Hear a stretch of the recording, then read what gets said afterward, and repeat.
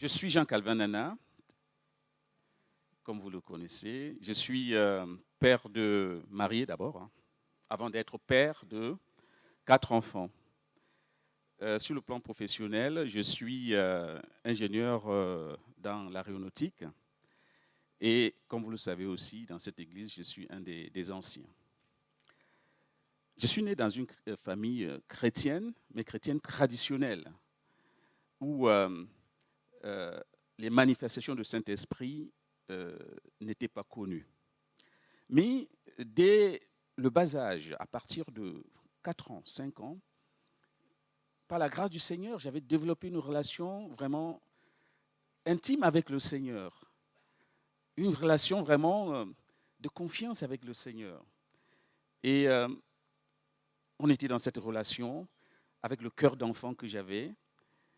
Et cette relation est venue du fait que on allait à l'église le dimanche avec les parents.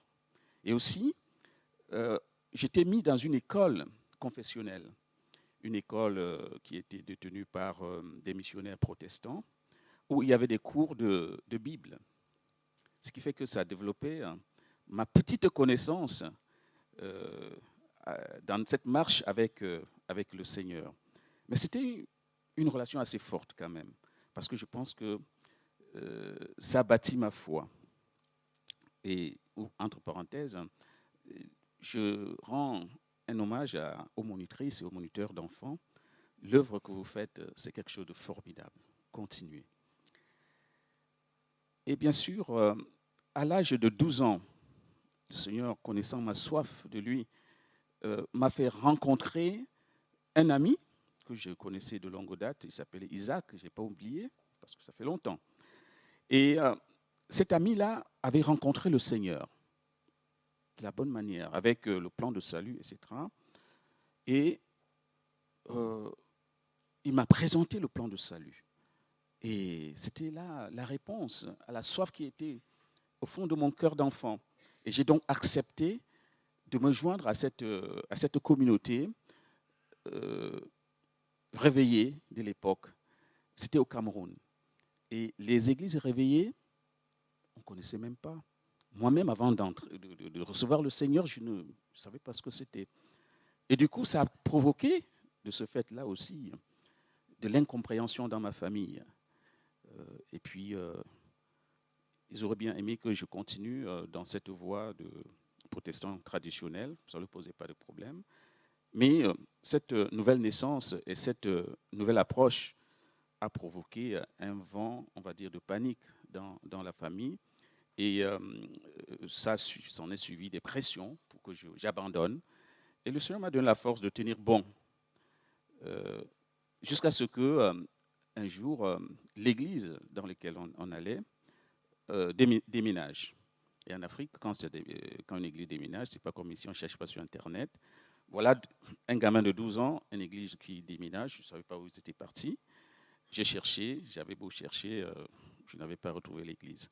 Mais au fond de mon cœur d'enfant, il y avait cette soif-là qui était restée. J'avais continué à adorer mon Seigneur, à prier, à entretenir aussi bien que mal cette flamme que le Seigneur avait mis au fond de mon cœur d'enfant. Jusqu'à ce que, à l'âge de 20 ans, le Seigneur m'a fait voir une vision une nuit. C'était comme du cinéma, ce n'était pas un songe, c'était une vision claire et nette, tellement réaliste que, à la fin, je me suis dit, mais ce n'était qu'une vision. Seigneur, il m'a fait voir les temps de la fin, avec le jugement dernier. Tout ce qui est décrit dans les Saintes Écritures, le soleil qui s'obscurcit, la lune qui devient en sang, tout ça, le Seigneur me l'a montré. Et je voyais aussi le jugement dernier, ceux qui étaient condamnés et ceux qui étaient sauvés. Mais je restais sur le bord du chemin. Je n'osais pas m'approcher parce que je ne voulais pas savoir quel verdict j'aurais. Parce qu'au fond de moi-même, je sentais que je n'étais pas sûr de mon salut.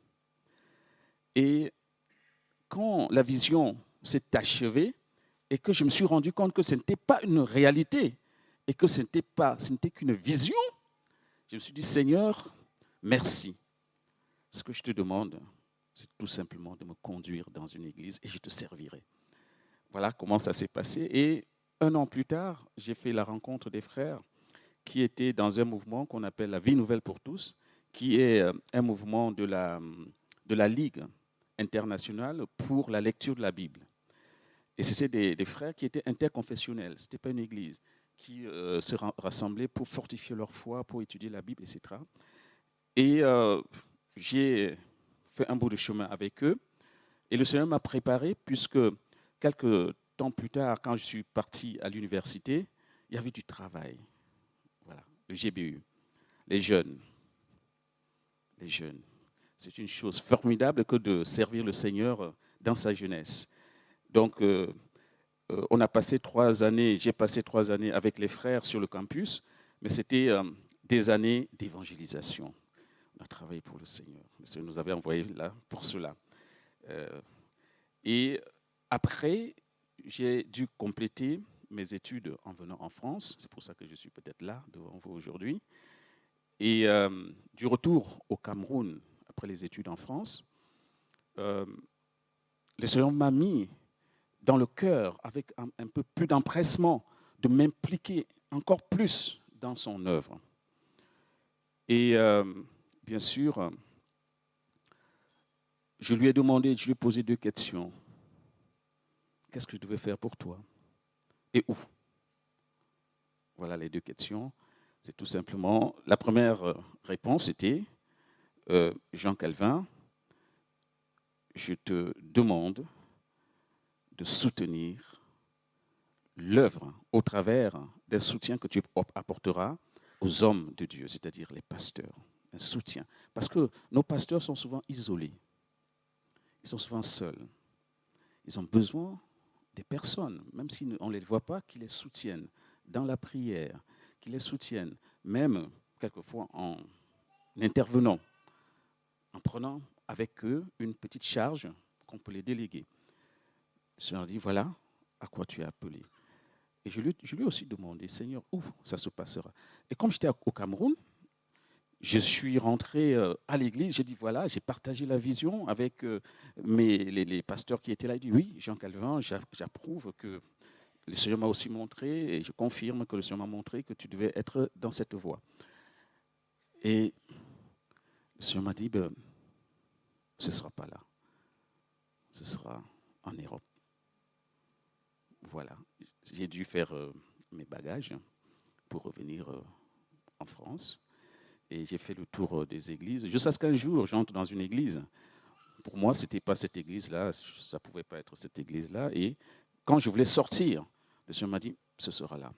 J'ai dit, mais Seigneur, non, ça ne peut pas être là. Parce que le Seigneur nous surprend et il faut obéir. Et donc, depuis une vingtaine d'années, je suis dans cette démarche avec le Seigneur. Et aujourd'hui, je peux me tenir devant vous. Et je suis encore dans cette église, toujours dans cet appel, dans cette démarche. C'est pour ça que de temps en temps, vous pouvez me voir apporter la parole. C'est toujours dans cette démarche que le Seigneur a mis dans mon cœur. Et avec obéissance, je fais mon bout de chemin avec lui. Bien sûr, cet appel, quelquefois, je suis aussi appelé à intervenir dans d'autres églises. Si le Seigneur me sollicite, oui, je peux aussi y aller. Mais depuis que je suis arrivé, le Seigneur a trouvé qu'il y a pas mal de choses à faire ici. Donc je suis concentré vraiment dans notre église. Que la gloire lui soit rendue. Et depuis mon enfance jusqu'à aujourd'hui, comme je disais, c'est la merveilleuse chose qui m'est arrivée. Et le Seigneur a toujours été à mes côtés. Nous avons chanté tout à l'heure que c'est un ami. Oui, il a toujours été un ami fidèle. Et je lui suis infiniment reconnaissant. Et mon témoignage peut se résumer tout simplement avec le psaume 34, les versets 8 et 9, qui dit ceci. Sentez et voyez combien l'Éternel est bon. Heureux l'homme qui cherche en lui son refuge. Soyez bénis.